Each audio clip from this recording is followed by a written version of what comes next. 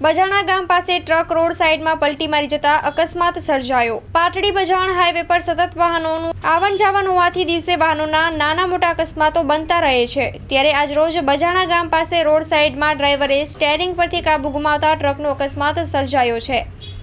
જેમાં વધુ જાણવા મળતી વિગત મુજબ ટ્રક માલવણ સાઈડથી આવી રહ્યો હતો, જેમાં ડુંગળી ભરેલ હતી। ટ્રક બજાણા ગામ ક્રોસ કરી બજાણા હાઈવે ઉપર આવેલ એસઆરના પેટ્રોલ પંપની થોડી આગળ પહોંચતા ટ્રક ચાલકે સ્ટેરિંગ પરથી કાબુ ગુમાવતા ટ્રક રોડ સાઈડમાં આવેલ નાની ખેત ગટરમાં પલટી મારી જતા લોકોના ટોળે એકઠા થઈ ગયા હતા, જેમાં ભરેલ ડુંગળીના કટા ખેતરમાં પાડવા પામ્યા હતા। જે અકસ્માતમાં ચાલકને સામાન્ય ઇજાઓ પહોંચવા પામી હતી।